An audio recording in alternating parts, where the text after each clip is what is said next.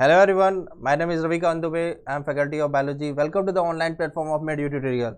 तो बच्चों आज हम लोग जो पढ़ रहे हैं बायो उसी सेशन में आगे बढ़ते हैं। आज हम लोग एक बड़ा ही कॉन्सेप्चुअल टॉपिक को डिस्कस करने जा रहे हैं जो क्लास 12th के बोर्ड और नीट के हिसाब से दोनों के हिसाब से बड़ा ही इंपॉर्टेंट है और बहुत ही कॉन्सेप्चुअल है।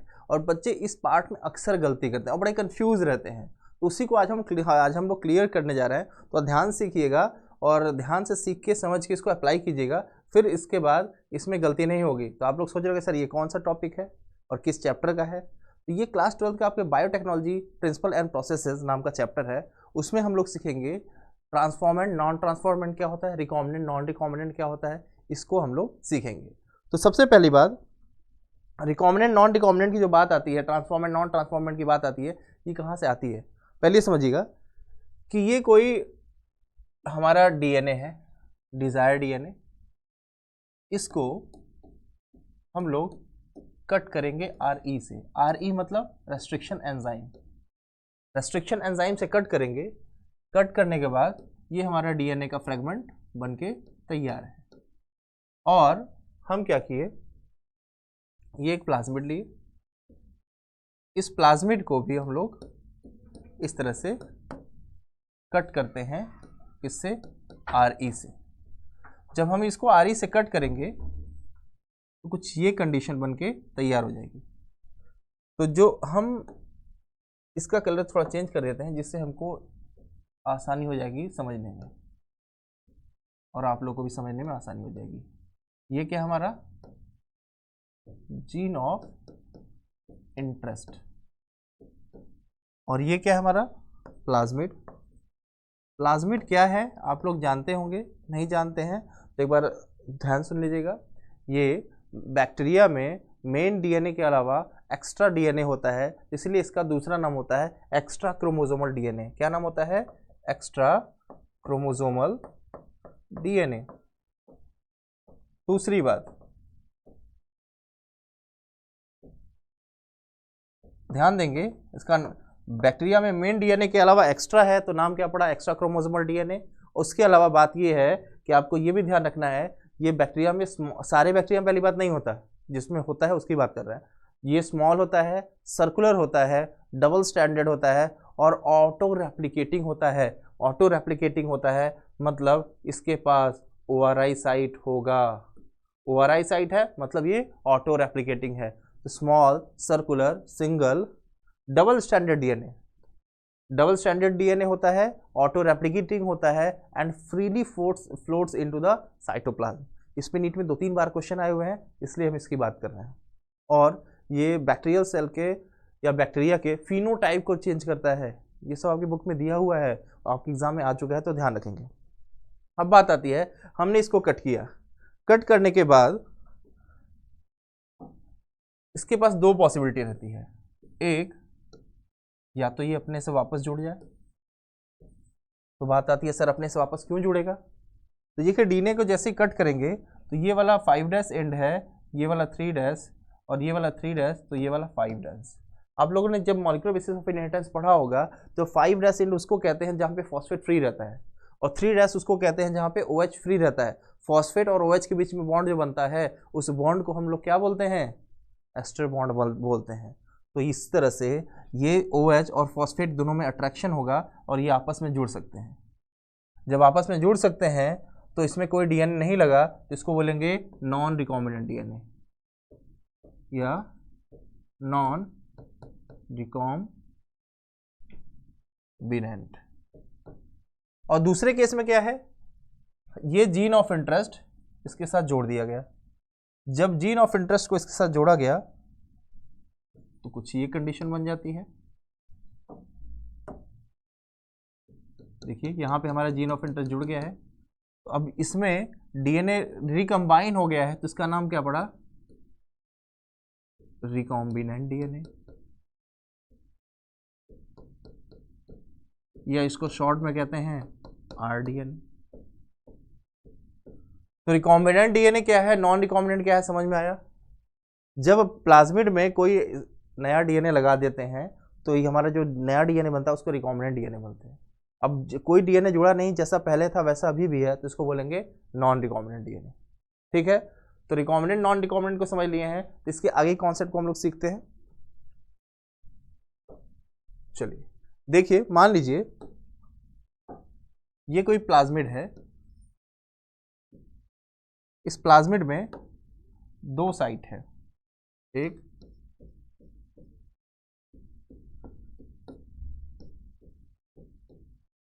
AMPR मतलब एम्पिसिलिन रेजिस्टेंस साइट, और इसको बोलेंगे टेट्रासाइक्लिन, TTR मतलब TT for tetracycline, R for resistance. ये वो जीन है जो इस DNA को, या अगर ये DNA बैक्टीरिया में है तो इस एंटीबायोटिक से रेजिस्टेंस प्रोवाइड करता है, एंटीबायोटिक से बचने में हेल्प करता है। तो ये DNA इसके अंदर, ये जीन इसके अंदर था, और हम लोग क्या किए, अपना एक जीन ऑफ इंटरेस्ट यहाँ लिए हैं, अब इस जीन ऑफ इंटरेस्ट को RE से कट किए हैं, तो हमारा ये कुछ इस तरह से बन गया है। मान लेते हैं ये हमारा जीन ऑफ इंटरेस्ट है,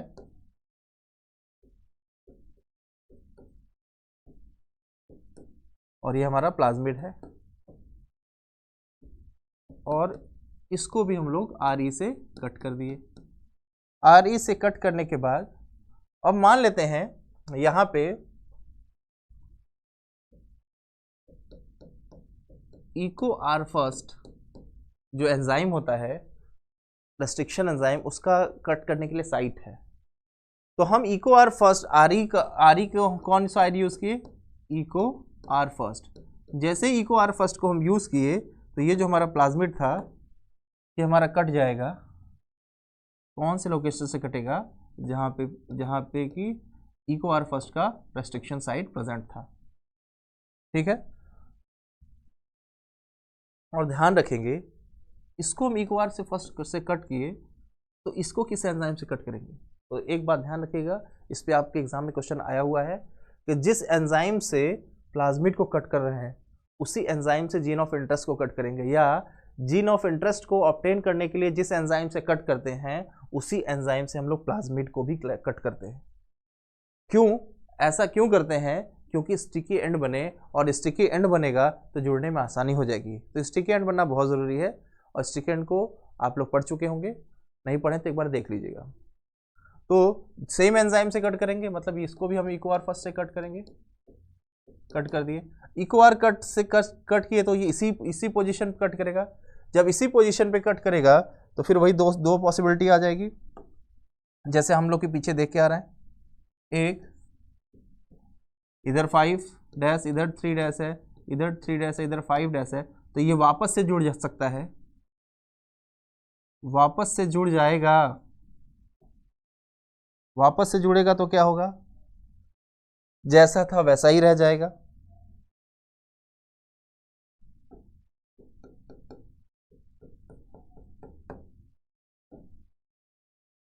दूसरा कंडीशन, वापस से नहीं जुड़ा है, उसके जगह जो हमारा जीन ऑफ इंटरेस्ट है वो आके जुड़ गया है। ठीक है, ये हमारा जीन ऑफ इंटरेस्ट जुड़ गया है।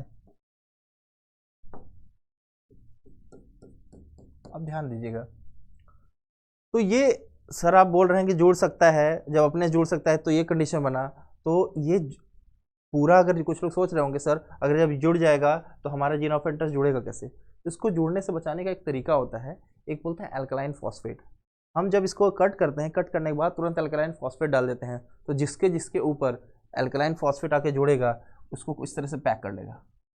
जब इस तरह से पैक कर लेगा तो ये दोबारा बॉन्ड बन नहीं पाता है, बॉन्ड बन नहीं पाता है तो हमको जीन ऑफ इंटरेस्ट जोड़ने में आसान है, तो ये दोबारा रिकम्बाइंड नहीं होगा, तो हम अपना जो जीन ऑफ इंटरेस्ट है उसको जोड़ सकते हैं। तो एल्कलाइन फॉस्फेट क्या करता है, रिकम्बाइन होने से रोकता है। अब ध्यान दीजिएगा, ये वाला तो RDNA हो गया, रिकॉम्बिनेंट DNA हो गया, और ये क्या हो गया, नॉन रिकॉम्बिनेंट DNA। अब इतना बन गया, तो अब ध्यान दीजिए, ये शुरुआत में जो प्लाज्मिड था इसके पास एम्पिसिलिन के लिए रेजिस्टेंस था, टेट्रासाइक्लिन के लिए रेजिस्टेंस था, लेकिन जब यहाँ नॉन रिकॉम्बिनेंट DNA बना है तो अभी भी इसके पास एम्पिसिलिन के लिए रेजिस्टेंस है, टेट्रासाइक्लिन के लिए रेजिस्टेंस है, लेकिन इसको जो ध्यान दीजिए यहाँ टेट्रासाइक्लिन वाला साइड तो है, मतलब टेट्रासाइक्लिन का रेजिस्टेंस है, लेकिन एम्पिसिलिन का रेजिस्टेंस देखिए, एम्पिसिलिन वाली जगह को कट करके यहाँ पे तो अपना जीन ऑफ इंटरेस्ट लगा दिए हैं, तो उसका रेजिस्टेंस साइड खत्म हो चुका है। देखिए ध्यान से, इसी यही की पॉइंट है आपका ट्रांसफॉर्म एंड नॉन ट्रांसफॉर्म को पहचानने का। अब देखिए इसके पास दोनों एंटीबायोटिक रेजिस्टेंस साइट था, कट करने के बाद जहां एम्पिसिलिन था उसी वाले जीन, उसी के जीन के जगह पे अपना जीन ऑफ इंटरेस्ट लगा दिए, तो एम्पिसिलिन रेजिस्टेंस साइट खत्म हो चुका है। और यहाँ टेट्रासाइक्लिन रेजिस्टेंस साइट तो इसमें भी है, इसमें भी है, और इसमें एम्पिसिलिन रेजिस्टेंस साइट भी है। इतना होने के बाद अब हम क्या करेंगे, अब इस डीएनए को हम क्या करेंगे, सेल में इंटर कराएंगे। तो थोड़ा छोटा करके साइड कर देते हैं।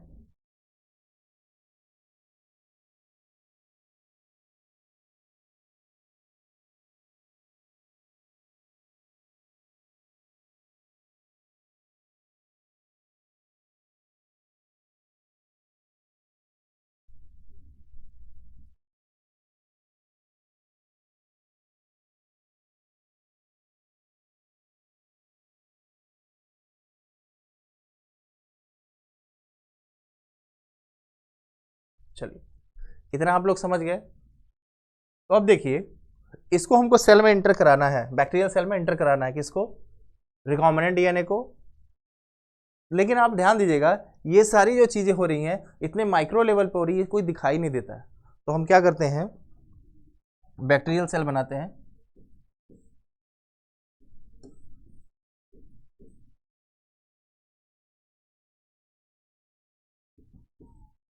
ऐसे बैक्टीरियल सेल बना दिए। अब बैक्टीरियल सेल में ये इंटर करेगा, पहला केस जब कोई इंटर ना करे। पहला केस क्या है, जब कोई इंटर ना करे। दूसरा केस क्या है, जब ये इंटर कर जाए, मतलब नॉन रिकॉम्बिनेंट इंटर कर जाए। तीसरा केस क्या है, जब रिकॉम्बिनेंट इंटर कर जाए। कुछ लोग सर चौथा केस भी बन सकता है जब दोनों इंटर कर जाए। हाँ बन सकता है, लेकिन वो एक्सट्रीमली रेयर होता है। पहली बात ध्यान दीजिए, एक सेल में इंटर कराना ही इतना मुश्किल होता है, एक सेल में इंटर कराना ही मुश्किल होता है एक ही प्लाज्मिड को। अब दो प्लाज्मिड को इंटर कराना, और इंटर कराने के बाद भी प्लाज्मिड में क्या हो जाना कि दोनों डीएनए रहे, तो ये बहुत बड़ी बात हो जाती है। इसीलिए इस बात का हमको ध्यान रखना है कि आमतौर पे एक केस जब ये इंटर करे, दूसरा केस जब ये इंटर कर जाए, तीसरा जब कोई नहीं इंटर करे, चौथा जब दोनों इंटर कर जाए। तो ये वाला एक्सट्रीमली रेयर होता है, तो हम लोग इसकी बात नहीं करेंगे। तो ध्यान रखिएगा पहली बात कि जब हमारे बैक्टीरियल सेल में कौन इंटर कर गया, हमारे बैक्टीरियल सेल में कौन इंटर कर गया, कोई नहीं इंटर करा, तो उसको हम लोग बोलते हैं नॉन ट्रांसफॉर्मेंट। क्या बोलेंगे, नॉन ट्रांसफॉर्मेंट। ठीक है। अब बात आती है दोनों में से अगर कोई इंटर कर गया, रिकॉम्बिनेंट इंटर किया है या नॉन रिकॉम्बिनेंट इंटर किया है, कोई इंटर कर गया तो उसको बोलेंगे ट्रांसफॉर्मेंट। ध्यान दीजिएगा हम इस केस की बात कर रहे हैं, जब नॉन रिकॉम्बिनेंट इंटर किया तो नाम क्या पड़ गया, नॉन रिकॉम्बिनेंट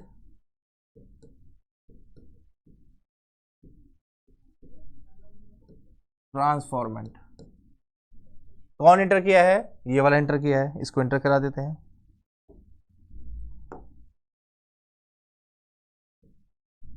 ठीक है।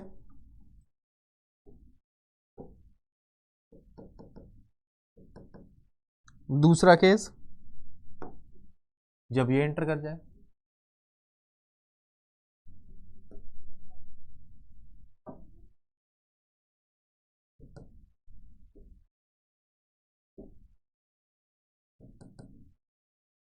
तो इसको क्या बोलेंगे, रिकॉम्बिनेंट ट्रांसफॉर्मेंट।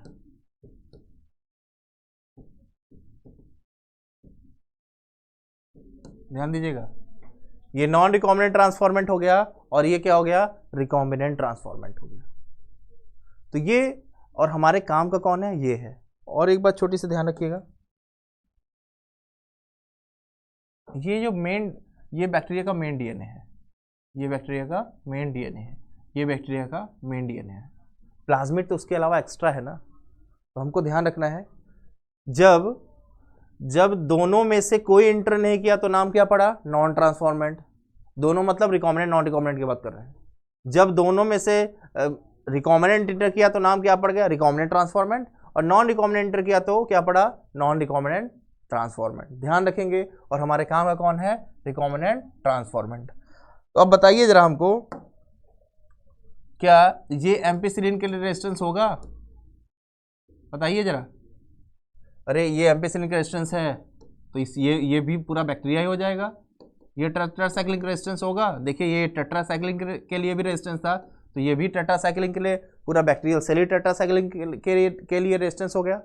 इस केस में देखिए ये एम्पिसिलिन के लिए रेजिस्टेंस है, टेट्रासाइक्लिन के लिए रेजिस्टेंस बताइए।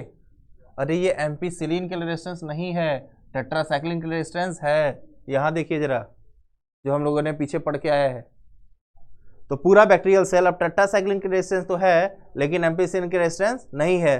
तो इसकी बात करें तो ये, अगर हम इसकी बात करें तो इसके अंदर तो कोई डीएनए ही नहीं गया, तो ये एम्पिसिलिन के लिए रेजिस्टेंस नहीं होगा, टेट्रासाइक्लिन के रेजिस्टेंस नहीं होगा, दोनों के लिए रेजिस्टेंस नहीं होगा। अब इसको हमको पहचानना होगा, तो क्या करेंगे, बेसिक तरीका है, एक आसान सा तरीका हम लोग लगाएं, कुछ वहां से कल्चर मीडियम में से उठाएं, तीनों को इस तरह से ऐसे डाल दें, पहले एम्पिसिलिन में डाल दें और फिर दोबारा कुछ कल्चर प्लेट में उठा के इस तरह से डाल दें, फिर टेट्रासाइक्लिन में डाल दें। एम्पिसिलिन में जैसे ही डालेंगे तो इसके पास तो एम्पिसिलिन का रेजिस्टेंस है नहीं, तो ये खत्म हो गया। दूसरा केस, एम्पिसिलिन में डालने के ये भी खत्म हो गया। तो हमको तो पता था कि नॉन ट्रांसफॉर्मेंट के पास एम्पिसिलिन का रेजिस्टेंस वाला जो जीन नहीं है, और ट्रांसफॉर्मेंट में भी रिकॉम्बिनेंट के पास एम्पिसिलिन का रेजिस्टेंस जीन नहीं है, तो हम दो खत्म हो गए। मतलब ये वाला क्या निकल गया, ये वाला क्या गया, नॉन रिकॉम्बिनेंट ट्रांसफॉर्मेंट।